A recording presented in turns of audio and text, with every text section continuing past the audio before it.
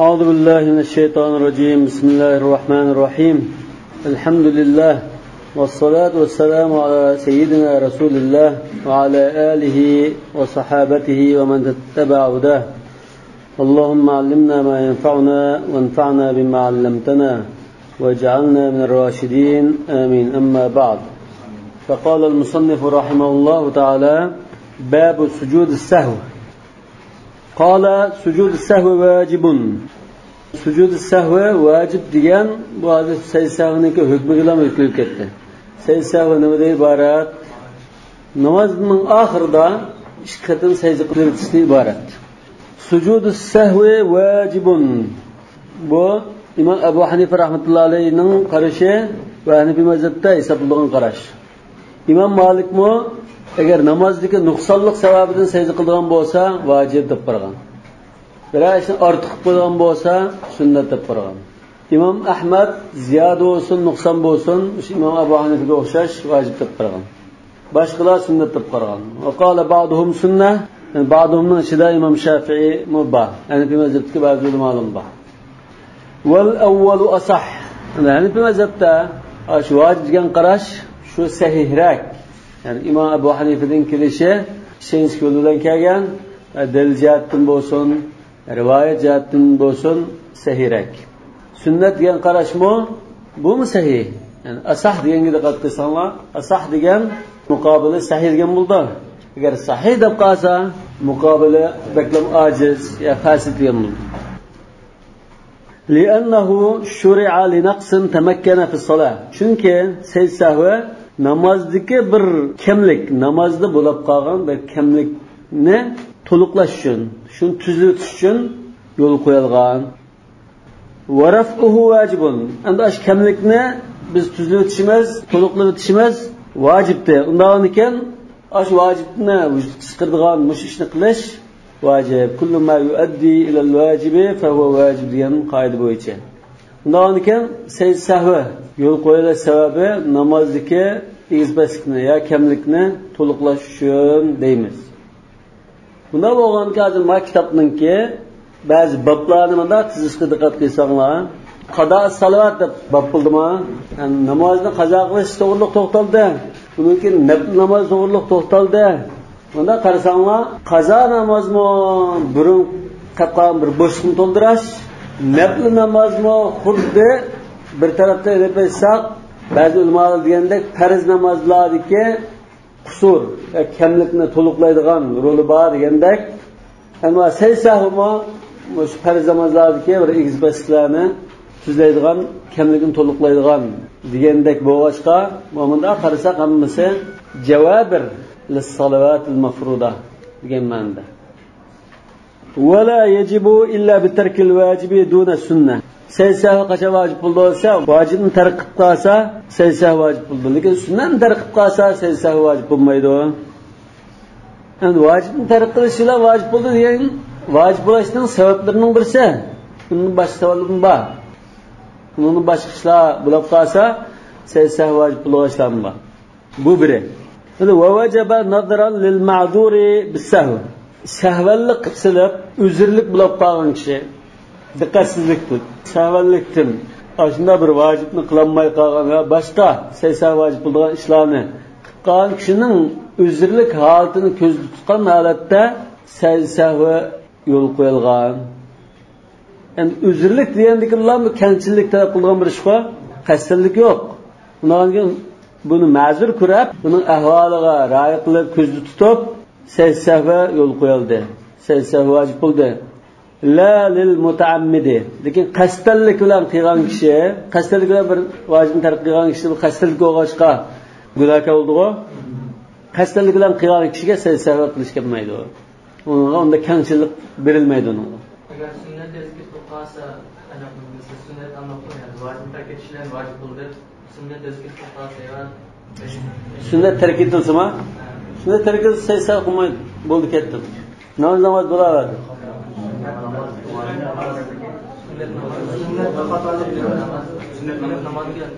Sünnet namazı vacip. Ha şu sünnet namazı ki vacip terk edilse mi? Secde sahvi. Yani ac namazda hazır talab qilingandek biz tuzilamiz, sizni so'qini qilib o'tmoqchi. Yani bazı ulamalar bazı meselede ihtilaflaşıp qoladi.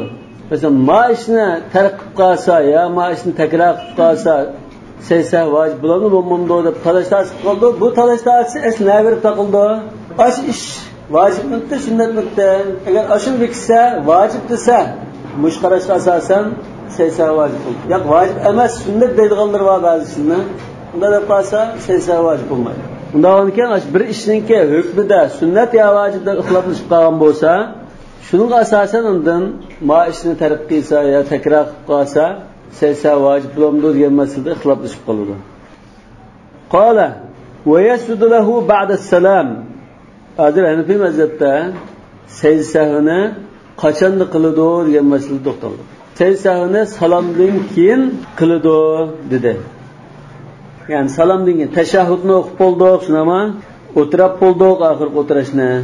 Ondan durud o'qilgan chaqda Allohumma salli ala Muhammad, durud o'qilgan chaqda, durud kelgan chaqda salom berdi. Ikki salom beramdi, bir salom beramdi bu keldi. Lekin salom berdimi? Salom bergandan keyin masalan Peygamber o'ng tarafga bir qatorlam salom bersa, afzal degan qarashim bor. Salom bergandan keyin ikki sajda qilib o'tdi. Yani mush ikki sajda qilish vojibdi. Nima? Sahva mushu sahva oldida o'qigan tashahhudning hukmini bekor qilib o'tdi deydi Peygamber. Biz bir qatim tashahhud o'qidik. Tashahhud o'qib, assalomu alaykum va rahmatulloh deb Allohu akbar, Allohu akbar, Allohu akbar, Allohu akbar. Chiqsaydi qilyaptikmi? Hozir tashahhud o'qimagan attayatda o'tirishga qaytdik deydi. Endi tashahhud o'qiymiz. Ikkinchi qatim tashahhud o'qiymiz. Endi salatul ibrohimiya duoni qilamiz. Endi salom beramiz demoqchi. Mana va yasjudu lahu ba'da as-salam sajdatayn thumma yatashahhadu thaniyan degan gapmi? İkinci qatim tashahhud aytdi. Undan keyin mazhabda tashahhud aytdi, ikki qatim bo'ldi. Va yusallimu andan ikki tarafiga salom berdi. Qala sallallohu alayhi vasallam li kulli sahvin sajdatan ba'da salam. Har bir sahvalik uchun salomdan keyin ikki sajda qilish bor dedi. Bu hozir yani mazhabning sahvini salomdan keyin qilamiz degan dalillarining birisi. Bu bir dalil. Lekin bu hadis ojiz. Aciz olganken bunu bir tarafga qarab qo'yib tursak, bunun sahih hali ko'p dalillar bor. Aşı yeterli ekan. Mana Aqidullah sahih dalilga keldi. Wa rawa Imran ibn Husayn radhiyallohu anhuma wa jama'atun min as-sahabati radhiyallohu anhum annahu sallallahu alayhi wasallam sajada sajdatay sahwi ba'da salam. Sahvni salomdan keyin berganlik haqida xili jiq sahabalardan sayyidlar kelgan. Mesela batni asli qarasanlar Imron ibn Husayn radhiyallohu anhu'ning Sahih Muslimda va Imom Ahmad Musnadda rivoyat qildi.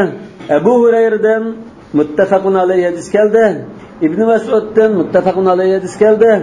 Yana hadis Zilyadaynning Imom Ahmad Musnadida keldi. Ibn Umardan Abu Davud va Ibn Majahda keldi. Ular jiq dalillar keldi. Ularga ojiz hadisni mana qo'yib qo'ylar, va sahih muttafaqun alayhi hadislar mushu hisob. Ve yasudlahu ba'da salam. Salamdan keyin degan qarash Abu Hanifa'ning qarashi bo'lib, Abu Hanifa salamdan keyin berdiganligiga Ibn Mas'ud radhiyallohu anhu'ningki Buxoriy va Muslimniki o'sha hadisiga tayangan. Ana Imom Malik rahmatullohi alayh agar savallik bir narsani ortiq qilib qo'yish bilan bo'lsa, salamdan keyin sajda qiladi. Agar kam qilib qo'yganlikdan sajda qilmoqchi bo'lsa, salomdan burun qildi degan. Bu Zulyadaynning hadisiga tayangan. Imom Ahmad har bir hadisni sahvallikni shil bo'lib, osh voqealikda Rasululloh sollallohu alayhi vasallam salomdan ilgari va keyin unda sajda qilgan hol bo'lgan. Anikan har bir voqealikda qanda sahvallik uchun sajda qilgan bo'lsa, manda sahvallikda salomdan burun, manda sahallik salomdan keyin, yana mandag'i salomdan burun, yana mandag'i salomdan keyin deb kelgan bo'yicha amal qilamiz degan Imom Ahmad. Masalan, shak qilib qolsa, shakni tashlab, keskin bo'lgan eng az sonni hisoblaganimizda Abu Sa'id al-Khudriyning hadisiga tayanamiz, shu bo'yicha amal qilamiz. Undan keyin salomdan burun sajda qilamiz degan. Yani shak qilib qolsa, shakni tashlab o'tib, o'zimda tekshirib bakıp, o'ylanib bakıp, g'olib zannolar nima qilgan bo'lib qolsa, salomdan keyin sajda qilamiz. Bu Ibn Mas'udning Hanafi mazhab tutgan bo'yicha Ibn Mas'udning hadisiga tayangan degan. Imom Shafiy rahmatullohi alayhi Ayyubna alal yaqin degandek mazmunlarda kelgan hadisda salomdan ilgari sajda qildi deb kelgan bo'lg'achqa, savallik bir narsani ortiq qilib qo'yish, kam qilib qo'yish qanday bo'lsin qat'i nazar salomdan burun sajda qildi degan. Davom ekan Hanafi mazhab salomdan keyin, Shafiy mazhab salomdan burun. Ikkisi o'tirda Hanbali mazhab bilan Maliki mazhab munda osunda degan. Asas so'z qilib qarashlaydi. Salomdan keyin sajda qildi degan rivoyatlarmi hadislar kelgan. Summa qila yusallimu taslimatayn. Yusallimu taslimatayn degan sajda sahviga bormoqchi bo'lsa, ikki salom berdi. Assalomu alaykum va rahmatulloh, assalomu alaykum va rahmatulloh deb Allohu akbar, Allohu akbar, Allohu akbar, Allohu akbar deb tashahhud o'tirdi. Va qila taslimatan wahida. Yani bir qarashda bir salom berdi va wal ahsan. Va wal ahsan degani bir salom berib, ya'ni saysaha qilmoqchadi. Tashahhud o'tirdi. Abduhu va Rasululloh deb to'xtagandan keyin assalomu alaykum va rahmatulloh deb Allohu akbar, Allohu akbar, Allohu akbar, Allohu akbar. Undan tashahhud o'qib, salat ibrohimiyani o'qib, duo qilib, undan salom berib salom beramiz. Va huval ahsan. Nima uchun shu bir tarafiga salom berish ahsan bo'ldi? Ya xuddi to'liq namozdan chiqayotgandek bo'lmas uchun deyish mumkin. Lekin hadislarda bir salom berib degan ahvol keldimi, kelmadimi bu bir gap. Shu bir salom berish shu afzal desa, shuni biz jamoat namozi o'qigan chaqda ulgurmay qolgan bo'lsak, imom salom bergan chaqda o'rnimizdan turib to'xtaymiz. Qachon turimiz o'rnimizdan? İmam ikki salom bergandan keyin bir salom bergandan keyin ikki salomni berib bo'lgandan keyin turimiz. Nima uchun? Chunki bir salom berib sajdaga ketishi mumkin. Undan keyin imom ixtiloqiy holatda imom sajda qilsa ergashmagandek bo'lib qolsa, shunga bir salom berib bo'lgandan keyin saqlab turib, ikkinchi assalomu alaykum va rahmatulloh deyishga aniq qolsang, imom sajdami yo'q, butun ishni tutib bo'lgan bo'ldi. Agar unda qilmagan taqdirda bu masbuq, yani namozni ulgurmagan kishi imom assalomu alaykum va rahmatulloh deyish bilan qovib ketdi. O'rtudimi? Imom va boshqa jamoatlar sajda sahviga bordi. Tamam? Imom bilan jamoat sajda sahvida bu kishi o'rtugan holat bo'lib qoldi. Nima fala taxtalifu, fala taxtalifu alayhi degan gap chiqargan gap. Nolki ikki salom berib bo'lgandan keyin, undan keyin o'rnidan turish yaxshi. Endi ikki salom berdi, yoki bir salom berdi deydi. Sonra yukabbir, Allohu akbar deb va yakhirru sajida sajdaga tushdi. Va yusabbih tasbih etdi. Sonra yarfa'u ra'sahu va yaf'alu zalika thani. Chiqatin sajda qiladi. Sonra yatashahhadu va ya'ti bid-du'a. Endi tashahhud o'qib undan keyin duo qiladi, ya'ni salatul ibrohimiyani o'qiydi, endi duo qiladi. Li'anna mawdi'ad du'a'i akhirus salat. Chunki duoning o'rni namozning oxiri. Va hada akhiruha. Endi musho namozning oxiri bo'lgandan keyin duo qilgan joy shu. Qala va yajibu idza zada fi salatihi fi'lan min jinsiha. Mawa saysahning vojib bo'lgan ikkinchi o'rin. Bayatin bir vojibni tark etsa degan zaman. Hozir yana vojib bo'lgan o'rinni birsa namozdagi harakatdan birasini, namozning jinsidan bo'lgan bir ishni ortiq bo'lgan ahvoldimi vojib bo'ladi. Masalan, kaziyadatu ruku'in aw sujudin aw qu'ud. Ruku, sajda yoki tashahhudda o'tirish. Bunda ishlar asli namozdagi bor faoliyat. Namozning jinsi, lekin shuni ortiq qo'ysa, masalan, ikki sajda qilib, ikkinchi sajdadan keyin yana bir sajda qilib tushadi, uchinchi sajda deydilar. Yoki masalan, imom tashahhudda o'tirib, Allohu akbar desa, men tak bir sajda qildim-ku, ama ikkinchi sajdaga Allohu akbar dedi deb bu sajdaga berib qoldi. Masalan, bunda bir ahvol bo'lib qolsa, sajda vojib bo'ladi. Li'annahu la yakhlu an tarki wajibin aw ta'khirihi an mahallihi. Chunki shunda bir narsa ortiq qo'ysa, ya vojibni tark etish kelib chiqadi, yoki o'z o'rnidan kechiktirib kelib chiqadi. Va dalika mujibun lis-sahv. Bularning hammasi sajdaning vojib qiladi. لأنه صلى الله عليه وسلم قام إلى الخامسة فسبح به فعاد وسجد للسهو. Çünkü Resulullah sallallahu aleyhi ve sellem 5. rekatga turib ketibdilar. Boshqalar tanbih bergandan keyin qaytib sajda qilgan. 4-chi rakat tashahhudga qaytib, undan keyin oxirida sajda qilgan dedi. Tashahhudning bekavligiga qanday qilib ko'rsatilgan? Tashahhudning bekavligiga Hanifi mazhab aqliy dalil ko'rsatdi, naqliy dalil ko'rsatmadi. Yani şu Rasulullah sallallahu aleyhi ve sellem 5. turib ketgan vaqalik Sahih Muslimda va Sahih Buxoriyda kelgan rivoyat ekan. Yani 5-ga turib ketgan ahvolda namozning ichida qiyomdan bir ortiq qilgan bo'ldi-ku, namozning jinsidan bir ortiq qilgan bo'ldi demoqchi. Qala aw jahara al-imam fima yukhafatu bihi aw akkasa. Yani ma'vo saysa vojib bo'lgan 3-o'rin. Aslida jahriy namozlarda jahriy o'qish, sirli namozlarda sirli o'qish sunnatda. Lekin ma o'rinda Hanifi mazhab imomning haqqida vojib dedi. Imomning haqqida jahriy namoz jahriy o'qish vojib. Undan keyin imom jahriy namozni ichida o'qisa, ya aksi o'qisa vojibni tark qilgan bo'ldi. Lianna jahra wal mukhafatata wajibun fi mawdi'ihima fi haqqil imam. Undan keyin aksi qilib qo'ysa saysa vojib bo'ladi. Wal mu'tabaru fi zalika miqdaru ma tajuzu bihi as-salah. Ana mush qanchalik miqdorda uluk o'qib qolsa, ichida o'qigan namozni yoki aksi o'qib qolsa, saysa vojib bo'ldi desa, namoz joiz bo'lgan faqra'u ma tayassara minhu degan miqdorda. Ana shu miqdor qanchalik desa, Imom Abu Hanifaning nazarida bir oyat, sahibaning nazarida 3 oyatda. Bundan keyin ichida o'qigan namozda İmam Abu Hanifa'nın nazarında bir ayetni ulug o'qib qolsa, saysa vojib bo'ladi. Sahibanninki de 3 oyat va undan jiq o'qisa, ulug o'qib qolsa, undan vojib bo'ladi.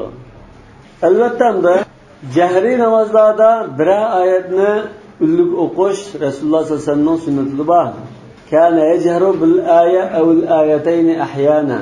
Nima uchun desa, sirli namozlarda Rasululloh sallallohu alayhi vasallam Qur'on o'qidimi, ya qaysi surani o'qidi, ya qanchalik o'qidi, buni bildirib qo'yish uchun, yoki Qur'on o'qiydiganligini, tilovat qilinganligini jamoatga o'rgatish uchun Rasululloh sallallohu alayhi vasallam ba'zi bir oyatda ulug' o'qib qo'ydi. Bir ikki oyatni ulug' o'qib qo'ydi. Sirli namozlarda. Undan keyin o'rgatish uchun ayda o'qib qo'ysa, sunnatga dal uyg'un keladi, uni saysa kelmasi kerak. Yani sünnetni qilish bilan saysa vojib bo'lib qolish yo'q-ku. Yani Rasululloh sallallohu alayhi vasallam sunnatiga ergishsa, tamamda jazo keldi degan bo'lmaydi-ku. Undan keyin ashunda maqsadda, ayda o'qib qolsa, sunnatga muvofiq uni chatoq yo'q. Lekin unda o'tish maqsadi emas, aslida ishimizda o'qib qo'ydigan namozni diqqatsizlikdan ulug' o'qib qolgan bo'lsa, ondan saysa vojib bo'ldi dedi.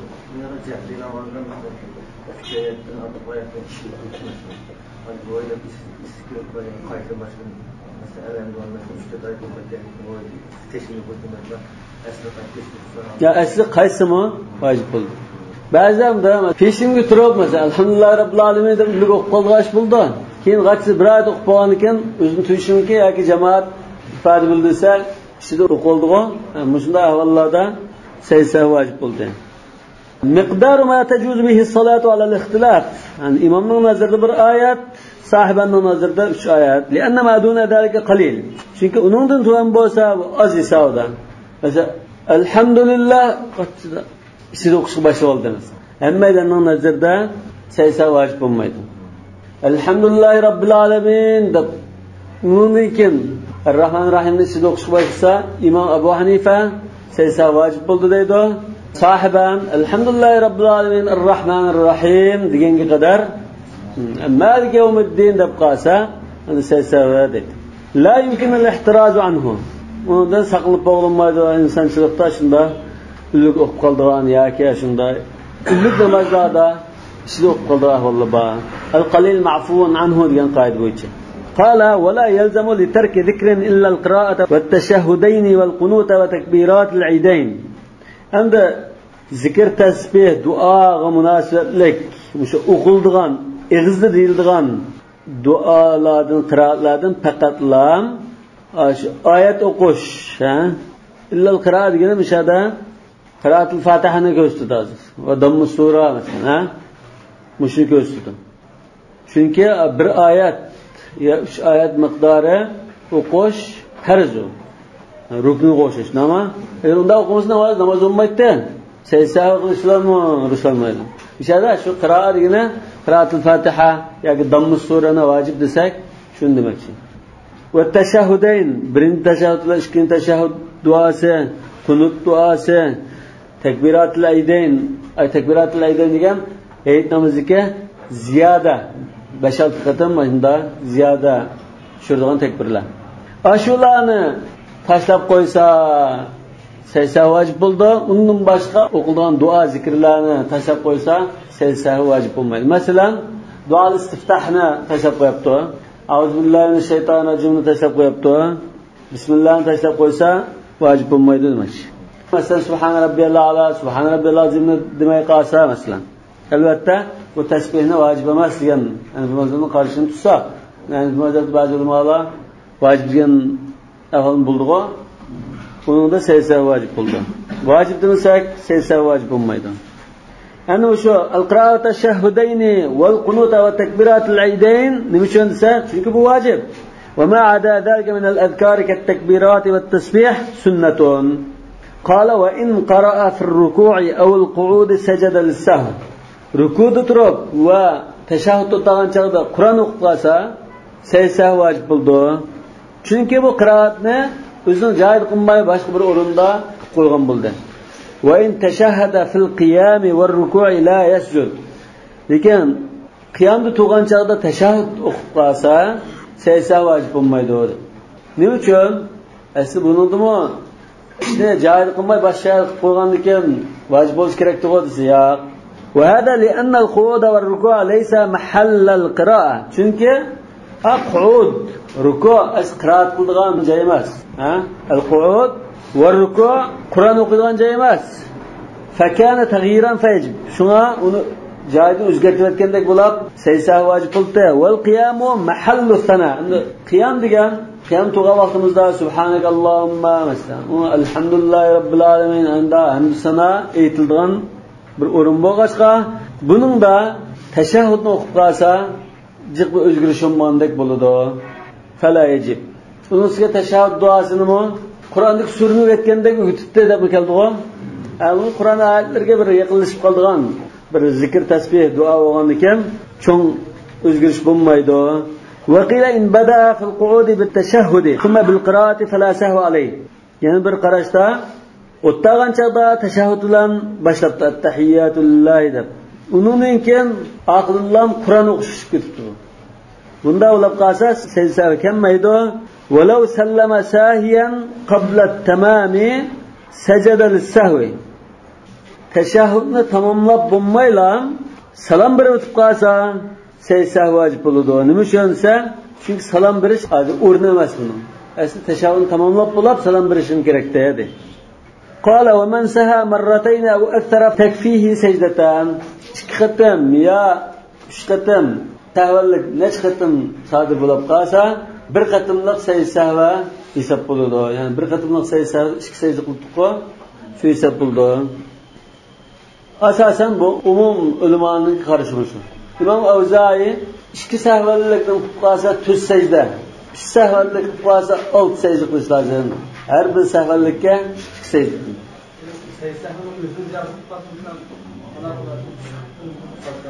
Onun çare yok. Mesela ma xatolikni sodir qilib qoldim, ma sahvalik bo'lib qoldi, sahv qilishing kerak dedi. Sahvni o'zida xatolik qildi yo sahvni o'zida qilmadi, qanday qildi? Boshqa chare yo'q. Sahv qilgan vaqtda mesela sahv bo'lib, qayta tashahhudni qayta qilgan, shu vaqtdagi tashahhudni xatolik qilib, qolsa yana qayta sahv qiladi yo. Qayta sahv qildi. Nima uchun? Chunki birinchisi hisob bo'lmash, ikkinchisi hisobda. Hisob bo'lgan tashahhudda xatolik qilib qoldi. Yani xato qilganda esa 20 to'xtatib salom berib qoldi. To'liq qilmasa seysa vojib bo'ldi. Qala va idza sahal imamu fasajada sajada al-ma'mum va illa fala. Jamoat bilan namoz o'qigan chog'da imom sahvlik o'tkazdi. Sahvlik o'tkazdi. Sahvlik o'tkazgandan keyin seysa qildi. Seysa qilsa, keyingi jamoatni ayishib seysa qildi. Gerçi keyingi jamoat bir sahvlik o'tkazmagan bo'lsin. Va illa fala. Yani imam sahvlik biz qilmay qolishdi. Keyingi jamoatmi qilmaydi. Imom unutib qoldi, biz qiladigan shu. Tahqiqan lil muvafaqa. O'xshash qilgan chaqda anda imom bilan jamoat namozi chiqishdi. O'xshash bo'ladi. Va nafiyal lil muxalafa. Bir-biriga o'xshamaslik qolmaydi. لقوله صلى الله عليه وسلم سجدتان بعد السلام تجزيان عن كل زيادة ونقصان.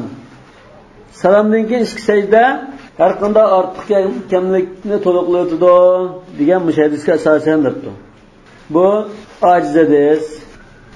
Lekin sahih dalili buni Zulladayn Imom Ahmad rivoyat qilgan Zulladaynning hadisida Rasululloh sallallohu alayhi vasallam ikki rakat o'qib bo'lib salom beribdi. Ondan Zulladayn bilan paranglashdi. Bosh sahobadan gap so'radi. Ular javob berdi. Demak, natijada en ahırda ikki secdeden kıldı yani. Bir sahabelik secdesi hesabıda kıldı ama asli bu namazda neçe sahabelik boğandık, neçe artık naz boğandık, iş boğandık. Daha iken bir neçe sahabelikke bir sahabe kifayet diyen kıraş şu doğru. Qala ve idâ sehel imamu fesecede secedel ma'mumu ve illa fela tahqiqan lil muvafakati ve nefyen lil muhalefe. Ve in sehel mu'temmu la yescudan. İmam sahvelik ötküzmey, kendiki cemaat sahvelik ötküzüp kalsa, imam mı, cemaat mı, hiç kim sahvelik kılmaydı. Ve la ahadumma, hiçbiri. Sahvelikin sadır kılan, ma'mum mu, sahvelik kılmaydı. لِأَنَّهُ لَوْ سَجَدَ الْمُؤْتَمُّ فَقَدْ خَالَفَ إِمَامَهُ. Çünkü kendi olan cemaat sahvelik kalsa, imamga xilaf iş kılan boldu, imam sahvelik kılmagan. وإن سجد الإمام يؤدي إلى قلب الموضوع. İmam secde kılsa, kendiki sahalik sadır kılan cemaat secde kılmasa, bu işin tertip kılan buldu. Kaide tertip oldu. Ama وهو تبعية الإمام المأموم. إنما جعل الإمام ليؤتم به. Ondan kendiki cemaat imamga erişip, imamı doğru bir kılış lazım. Hazır bu imam kendi cemaatga erişmiş qilgandek bo'lib qoldi. Qala wal masbuq yasjudu mal imam. Masbuq degan namozga ulgurmagan kishi. Boshqalar uning oldiga kirib ketgan. Namozga ulgurmagan kishi, masalan, 4-rakatga ulgurdimi? Ulgurgan chaqda imom bir savolga o'tgan bo'lsa, 4-rakatda shu namozning oxiri bo'lgandan keyin shunda sajda qilyapti. Qilayotgandan keyin imom bilan birga sajda qildi. Lil muvafaqa, o'xshash ergish uchun imom bilan o'xshash namoz o'qishdan ergashdi. Summa yaqdi ma alayhi. Andan ulgurmagan 1-chi, 2-chi, 3-chi rakatni o'zi o'rnining tugandan keyin to'liqlab o'qiydi. Shunami? Lekin to'liqlab o'qigan chaqda namozning oxirida sajda qilmaydi. İmam bilan bir qadam sajda qilyapti. Imomning savoliga imom bilan bir sajda qilyapti. Qilayotgandan keyin bu 1-chi, 2-chi, 3-chi rakatni to'liqlab o'qishga turgan chaqda, namozni oxirlash turgan chaqda imom qilgan sahvlik uchun sajda qilmaydi. Lekin o'zi shu to'liqlagan chaqda sahvlikdan birini sodir qilgan bo'lsa, mana walau saha fil qada yasjudu. O'zi bir sahvlik qilgan bo'lsa, o'zi qo'pab o'qigan chaqda sajda qiladi. Li'annahu munfarid. Chunki yolg'iz o'qiyotgan holatda Endine adapto walau sahal lahiqu fil qada. Lahiq degan masbuqdan farqli. Lahiq degan namozni imom bilan birga boshlagan kishi. 1-rakatga quloq qilishni ulgurgan deydi. 1-rakatga ulgurgan imom bilan birga namozni boshlagan. Lekin oraliqda ya uxlab qolib, ya tartibni ketib berib tartibni tildi-ku. Tartib kelish jarayonida 1 rakat uxlab qilish jarayonida ya tartib kirish jarayonida 1 rakat qatnashmaymiz. Davom ekan bu andin ki yetishib olgan, bu yetishib olgan. Namozdan beshida muhabbatda, oxirdan ba o'ttirda azroq namozga qatnashamay qolgan kishi. Yoki ba'zi ulamolar lahiqni muqim kishi musafir kishiga iqtido qilsa, musafir kishi 2 rakat o'qib salom berdi-ku, muqim andin o'zi turib 2 rakat o'qiydi. Mushu kishini lahiq deymiz. Endi hozir shuni demoqchi. Walau sahal lahiq fil qada mana lahiq mesela muqim musafirga iqtido qilib u ish kirgan namoz o'qib bo'lgandan keyin salom bergandan keyin bu ish kirgan o'qiyotdi. Mush ish kirgan o'qiyotgan chaqda 3-4 rakatni o'qiyotgan chaqda sahvallik sodir qilsa, saysa qilmaydi. Hozir masbuq bilan farq shu. Masbuq to'liqlab o'qish turgan chaqda sahvallik sodir qilsa saysa qildi dedi. Lahiq saysa qilmaydi ekan. Nima uchun desa, masbuq yolg'izga hukmdikda imomda ayrilib bo'lgan. Ma lahiq hozir imomga iqtido qilib o'qigandek, imomning og'ib turgandek holatda. Nima uchun desa, masbuq namoz quloq qaqqan chaqda qatnashmagan. Keyin kelgan. Ma lahiq degan boshdan tortib qatnashgan kishi.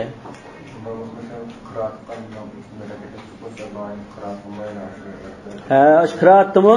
Ash mu'tamning hisobida bo'ldi. Undan keyin kim o'rnidan turib o'qigan chaqda qiraat qilmaydi, o'zi savallik qilib qolsa-mu, saysa qilmaydi. Imomning og'ib turib savallik sodir qilgandek lamazdir. Ka'annahu khalfal imam. Walau sajada ma'al imami la yu'taddu bihi. Mana. Mush walau sajada degan kim musho? Lahiqa. Lahiq sayza qilmaydi dedi. Hamda imom bilan sayza qilib qolsa, mush lahiq kishi, masalan, bir musafirga iqtido qildaylar yoki arliq tartibsiz ketgan kishi imom namozning oxirida savallik uchun sajda qilgan bo'lsa, bumi imom bilan o'qigandan keyin sajda qildi. Ana mush qilgan sajdasi hisob emas. La yu'taddu bihi li'annahu yaqdi awwala salatihi. Chunki bu namozining 5ini to'liqlab o'qiydigan kishi. Ya'ni bu hozir masbuq ular farq bor dedi-ku. Masbuq imom bilan sajda qilgan bo'lsa, bo'ldi ketdi shtugida. O'zi xatolik sodir qilsa, sajda qildi bo'lmasa, shu yetarli. Imom bilan o'qigan chaqdagi imomning sahvalligiga imom bilan qilgan sajdasi hisob dedi. Bu ketdi. Ana lahiqninki imom bilan o'qigan chaqda imom qilgan sahvalligiga sajda qilgan bo'lsa, bu birga qilgan bo'lsa, bu xuddi qilmagandek hisobda. Nol yetanki. Nima uchun desa, li'annahu yaqdi awwala salatihi. Chunki bu namozning kimin to'liqlaydi deylar? Yaqdi awwala salati deyman. Bu kimin to'liqlaydi? Va yasjudu idza faraga. Namozdan to'liq o'qib bo'lgandan keyin ondan sajda qiladi.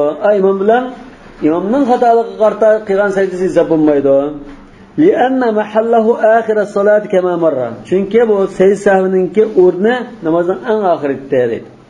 Hozir bu yerda shu lahiqni muqim musafirga iqtido qilgan holat deb izohlabdi. Muqim musafirga iqtido qildi.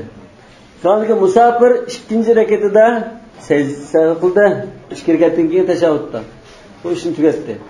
Ya'ni bu xuddi masalan musafirning 2-rakati xuddi 3-4-rakatdek.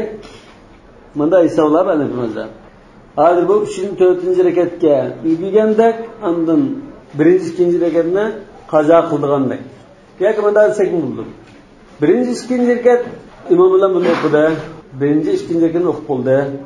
3-4-rakat qoldi. Ondan keyin imom bilan o'qigan chaqda, sajda qilgan chaqda buning nisbatan namozning oxiri emasdi bu. Namozning o'ttiritdi. Sajdaning o'rni namozning oxiritda. Xuddi bu namozning o'ttirda sajda qilib qo'ygan. Undan bu hisob emas. Siz sajdani oxirida qilasiz. Undan keyin oxirida bir qadam sajda qilish lozim. Bundan desak to'g'ri chiqadi. Nima uchun?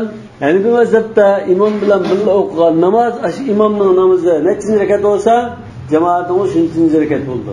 Undan imom 1-2-rakatni o'qidi, keyingi kishi 1-2-rakatni o'qigan hisobda. Endi yerda li'annahu yaqdi awwala salati degan gap shu mujmal qilib qo'ydi. Li'annahu yukammil ar-rak'at al-baqiya deymiz. To'liqlab bulab, buningdan keyin 3-4-rakatni o'qib bo'lgandan keyin sajda qiladi. Shu chaqda andina sajdaning o'rni endi keldi deymiz. Vaqtida 2-rakatda imomlar bir o'qib kelib, 2-rakatni tarixni eshitib, imom 4-rakat o'qigan, 2-rakat yozishni gapgan. Alloh akbar, loyiq bo'lib. Bu mulohiq, ashum tushdi.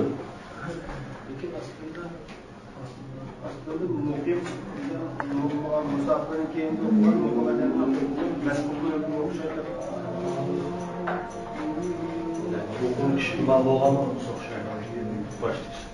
Yok, bu yerda vel muqimu xalfal musafir hukmuhu hukmul masbuq fi sajdatay sahv. Unda o'g'il ekan, bizning yuqoridagi loyiha deganimiz kim bo'ldi ekan? Shu tartib ketgan, uxlab qolgan kishi. Bundan tartib ketgan, uxlab qolgan kishi boshdan imom bilan birga qatnashgan. Oraliqda tartib ketgan, uxlab qolganda bir harakat tashlab qoldi. Tashlab qolgandan keyin namozning oxirida, imomning namozning oxirida mesela 4-rekatda deydi. 4-rekatda bu imom salom berib sajda qilgan chaqda bu bilan sajda qildi. Buning shu 4-rekatda shu. Hozir bu turib burun o'qiyolmay qolgan 3-rekatni to'liqlab o'qiydi. Annahu yaqdi avval salati degan gap o'sha ekan. O'qiyolmay qolgan namozni 5-reka, ya'ni 4-rekatning oldidagi rekatlarning birasini o'qiydi deydi. Shundan keyin bu o'ttirdan qilgan bo'ldi deydi. Aslida o'ttirdan qilgan bo'lmas kerak. U burunqini qazo qilsa, unda bo'lmaydi u. Garchi ko'rinishda shunday bo'lsa-mu, imomlar o'qigan 4-rekat 4-rekat hisoblanadi. Unda hozir sizlar lahiq deganni o'sha Hanifiy mazhab kitoblarida izlab qo'ying. Lahiq degan zoti qanday odam deymiz? Uyqu yoki ta'sir etish sababidan namozning oraliqda bir harakat tashlab qolgan kishi bo'lishi kerak. Undan keyin uxlab qolgan chaqda yoki tartib ketgan chaqda o'qiyolmagan ilgari harakatlarni to'liqlab o'qib, undan keyin sajda qilib, undan keyin oxirgi tashahhud o'qib bo'lgandan keyin andin sajda qiladi. Wal muqimu khalfal musafiri hukmuhu hukmul masbuq fi sajdatay sahv. Muqim musafirning keyin namoz o'qigan bo'lsa, masbuqning hukmida, ya'ni yasjudu ma'al imam lil muvafaqa. Undan keyin o'zi qilib 3-4-rekatni o'qigan chaqda tavalliq qilsa, sajda qildi bo'lmas qilmaydi. قال ومن سهى عن القعدة الأولى ثم تذكر وهو إلى القعود أقرب عاد وتشهد. İşkirket okup teşahhud tutamayla oradan kopuşka tenşilipti. وهو إلى القعود أقرب. Lekin tefsirgen çağda isikilip ya başka tadını duyardı mı?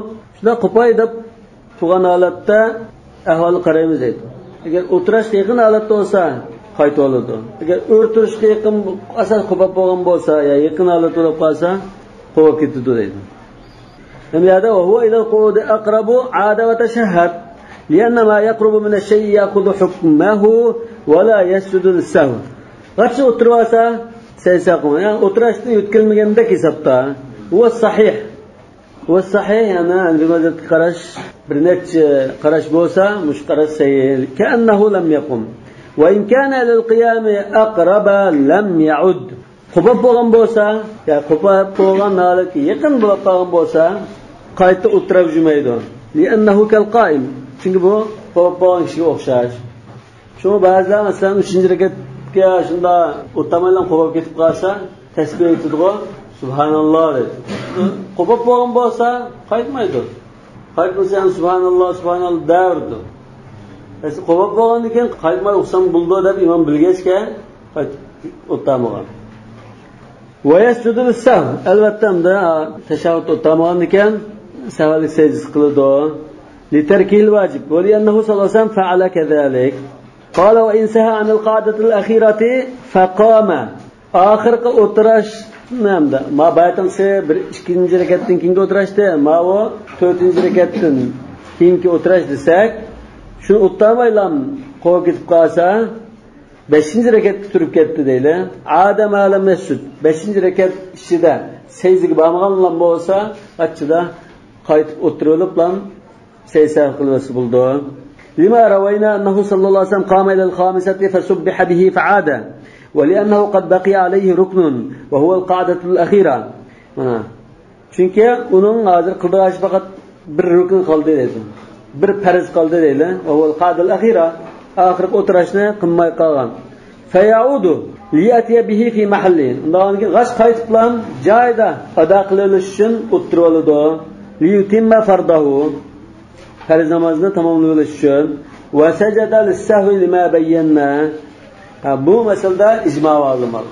Müjdalar bo'lib qolsa qachida sajda qilmagan bo'lsa 5-rekatda qach qaytiblam o'tirib sajda qilvasi bo'ldi dedi. Qala fa in sajada damma ilayha sadisatan wa sarat nafla. Yani 5-rekat turib bo'lgandan keyin secdege borgan bo'lsa, ya'ni bir rekat hozir to'liq o'qib bo'lgandek. Bu chaqdan 5-rekatni o'qib bo'lgan hisobda, buniga yana bir rekatni qatib 6 rekat qilib o'tib, mana misadat. 6 rekat qilib o'tib, vasarat nafla. 6 rekatning hammasini naflga olib kirdi. Farzni qayta o'qish lozim. Yani aş 2 rekat, artık 2 rekatmi? Ay 4 rekat farzmi? Hammasi naflga olib ketdi. Ya, endi hozir ay niyatiga qarab nima qilmizga ma'lumot chiqib qoladi sizga o'xshash. Ba'zilar Alma Hanifi mazhabdagi mushu mazhabga vakillik qilgan qarashda naflga olib ketdi deb turoldi. Farz bekor olib ketdi, ha? Yani bunun sebebini endi bayon qilyapman. Li'annahu intaqala ila an-nafli bis-sajda. Çünkü bu secdege shunda bash qo'yib nuqlish bir rekatni ortiq o'qishlar hozir nafliga o'tkazib ketdimi? Farzdan nafliga o'tkazdi bu. Li'anna rak'ata bi sajdatin wahidatin salatun. Mana bir secde bilan bir ruku qilishmi? Bu bir namoz hisoblanadi, yani bir rekatdek hisoblanadi. Irka'u va sujud, ha? Ruku so'zidan asli shu rukun desak, ikkinchi sajda rukun bo'lmasi mumkin. Va min darurati dalik, yani bir rekatni biz nafl hisoblasak, farzdan naflga o'tkazdi desak, degili bo'ldi.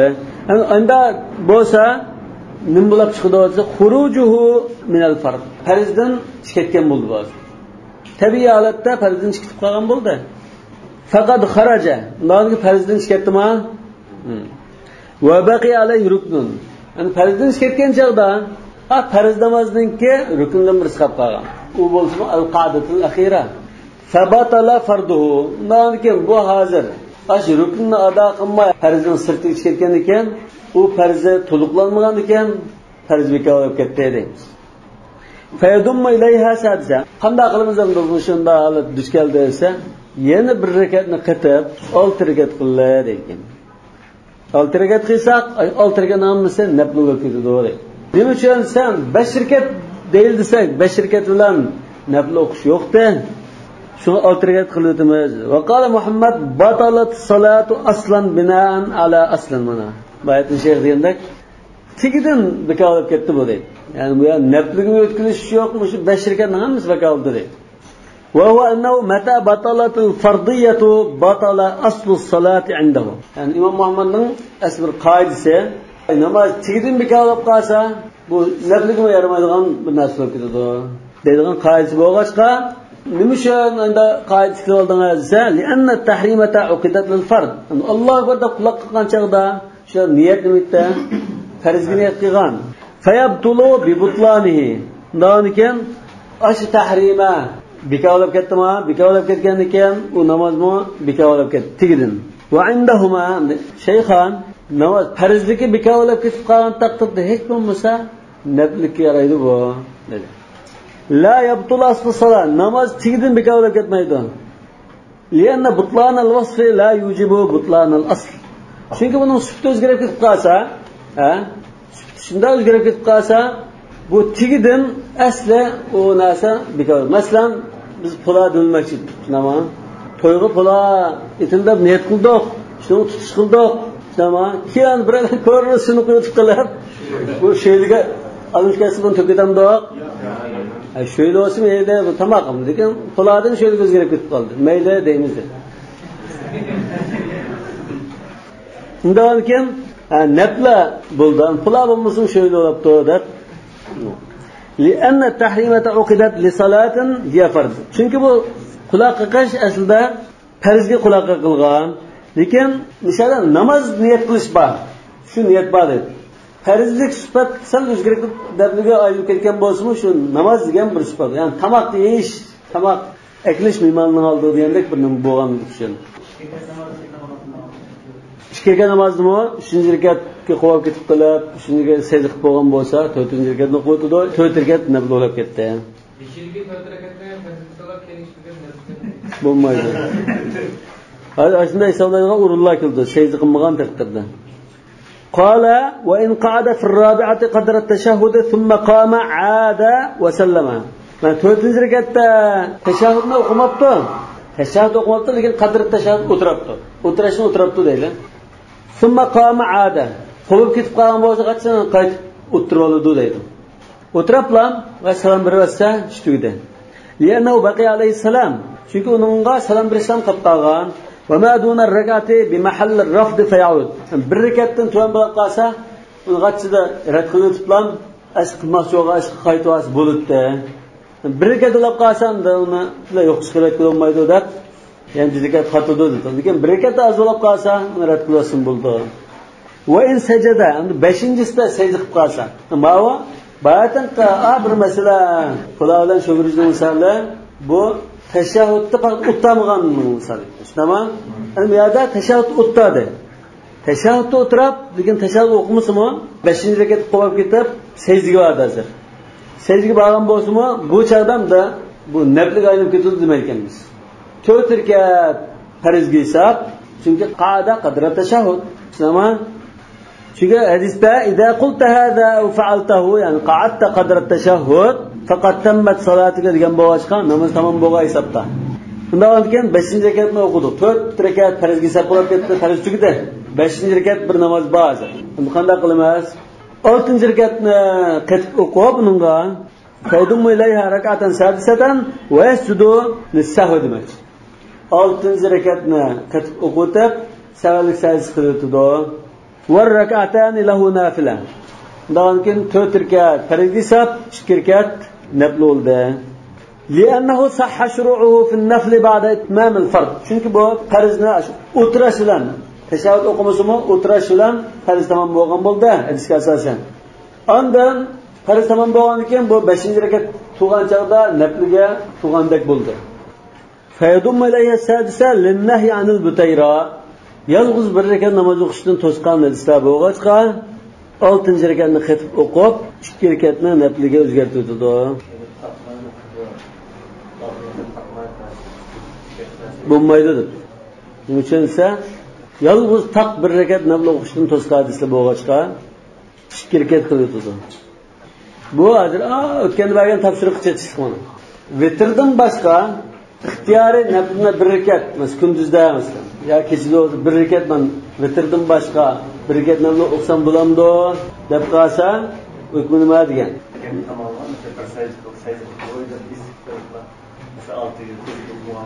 Ya bir rakat tamomlangan bo'lsa qaytardi dedi. Vaqat baqiya alayhi assalamu. Hozir buning faqat salom berishdan qolgandi. Erkanimiz to'liqlab qo'ygan. Yani farz namozda salom berishdan qolib qolgan. Vaqad akharahu an mahallihi. Anda salom berishni 2 rakat naflni o'qiyotganlikka ondan kechib turib salom berdi-ku, undan keyin sajda qildi dedi. Endi bu yerda aslida sunnatni o'rnidan kechib turishidan sajda vojib bo'ldi degan qilmadi-ku, bu aytdim. Bunda chiqmadi-ku. Shu yerda sajda vojib bo'ldi degan gap bir tekshirib ko'rish lozim. Qala va man shakka falam yadrik kam salla va huwa awwal ma arada lahu istaqbal. Odatda hech qanday shak kelib qolmaydigan odamga. Lekin tunjolab yoki nodir ahvollarda shunday bir yo'liq qoldi bunga. Namozdan shak bo'lib qoldi. Necha rakat o'qidim, bilmay qoldim. Bunday holda namozni bekor qilib o'tib, yavash-yavash quloq qoqib, yana o'qiydi. Istaqbal. Fa in kana ya'ridu lahu ash-shakku katiran, davomliq bunda vasvasada turadigan odam bo'lib qolsa, endi shayton namoz o'qigan chog'da vasvasa soldi-ku. Davomliq vasvasaga duch keladigan odam bo'lib qolsa, bana ala g'olib dhanni. Bunda o'ylab faqat men shirkat o'qigandima deb to'g'risi xotirjam bo'lgan san bo'yicha ish tutdi. Fa illam yakun lahu dhannun, hech qanday bir narsa o'ylamabdi, nazarga faqat qolmay, hech qanday taraf mayl bo'lmay bunda turib qolgan bo'lsa, bana alal aqal, eng aqalli san bo'yicha ish tutdi. 2 rakatni shirkat deb qolsa 2 rakat, 1 rakatni shirkat deb qolsa 1 rakat. Vaqad ruya an nabiy sallallohu alayhi vasallam fi dalika akhbarun mukhtalifa. Rasululloh sallallohu alayhi vasallam mushunda kishi haqida o'xshamagan hadislar kelib qolgan. Va ruya anhu sallallohu alayhi vasallam annahu qala, masalan bu bir misoli, idza shakka ahadukum fi salatihi falam yadri athalathan salla am arba'an wa dalika awwalu ma saha istaqbal. Burununda shak qolmabdikan. Tunjola bunda bir shakka duch kelib qolgan kishi ko'ngli xotirjam qiliblam o'qigan namozni bekor qilib namozdan chiqib yeniden quloqqa boshdan o'qiydi. Va annahu nasrun fil mas'alatil ula. Hay bizningki degan shu avval ma arada lahu istaqbal degan davoyimizda aniq dalil, ehtimollik yo'q dalil. Nas degan ehtimollik yo'q dalil. Oyat va hadislarning dalolatining darajasi. Qolgan so'z bilan Shu istaqbalda hadisda debdi. Çünkü shak qilib qoldi endi. Ba'zi ulamolar turoldi-ku, shakl ibodat olmaydi deb. Shakl ibodat olmaydi deb. Mesela ehtiyot peshin desa, bu peshin bularmi, ya juma bularmi, bo'lmasmi deb shak qilib biz ehtiyot peshin o'qiymiz, shakl ibodat olmaydi dedi. Ha, undan keyin peshin o'qiysa dedi. Shakl ibodat olmaydi deb turadi. Mana va annahu nassun fil masalatillah. Nas degan, diqqat qilsang va oyat hadisni nas deydi-ku. Meyada hozir nas degan gap oyat hadisning dalolatining darajasi 100%, 5% ehtimollik yo'q degan. Masalani kesibdi deydi. In qona idza shakka ahadukum fi salatihi falam yadri atalasan salla am arba'an wa zalika awwal ma sa istaqbala debdi. Dal shu masaladan ham keldi. U ham bu ham to'lg'ili bo'lmaydi mana. Avval ma sahayan yani avval shakkin ta'arrada lahu deyman. Ya. Ana mushaddiz nas dedi, lekin marfu holat kelgani ojiz, mavquf holat kelgani sahih. Yoki mavquf holat kelgan, marfu emas. Ana bu bir holat deydi. Wa rawa ibn Mas'ud radhiyallohu anhu sallallohu alayhi vasallam at-tahri 'inda shak. Endi shak qilgan chaqda da o'ylanib baqib, tekshirib baqib, shu bo'yicha nuqison degan hadislarni kelgan deydi.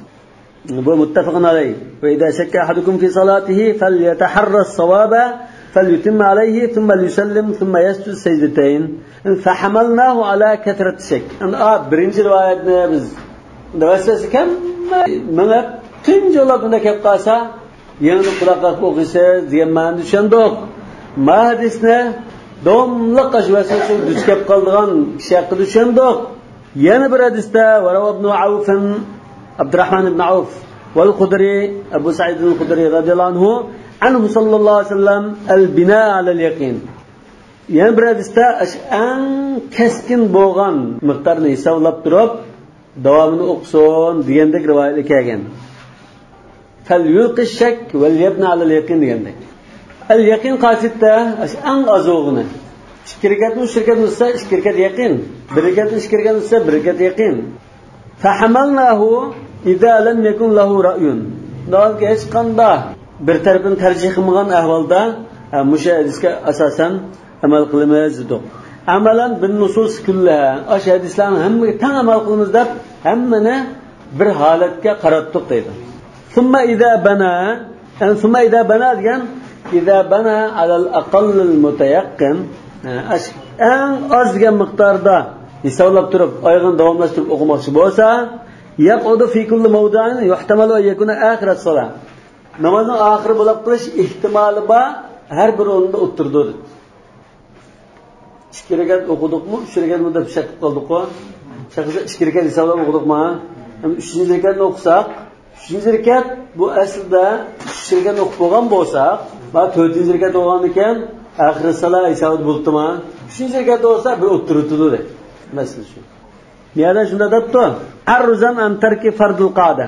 O'tirish farzini tashlab qo'yishdan saqlanish uchun debdi. Lekin hadisda ibn alal yaqin degan bo'lg'achqa, ibn alal yaqin keskin biz o'qigan, shu deb hisoblashga ruxsat qilingan bo'lg'achqa, u har qatimda o'tirib ma'musak bo'ldi. Ya, o'tag'ini tajavuz o'qish kerak deydi. Bu Hanifi mazhabining qarashi. Şekillerle konuştum, yolumuz olsun başkanım, eğer imamlar kalkıyorlardı, kendi mesela okullar vardı, bir şey kulak kalsana yana, aşırı verdi ya, mesela o imam burundun, ezelde ben bir şey kulağına kayıt okuyunuz der. Peki kendi cemaat ya, toğruluk üzere meselesi. Ya cemaatinki tenbih ile mağdur. Çünkü bu hazır ukanmaya kaldı o. Ukanmaya kalırken cemaatinki tenbih verişi, bunun doğru hataları ayrı pırdıgan bir belge. Vakti şek götürülüp etti ya. Cemaatninki tanbih bilan shak ko'tarilib ketdi. Vallahu a'lamu bis-savab. Subhanakallahumma bihamdik, aşhadu an la ilaha illa ent, estağfiruke ve etûbü ileyk.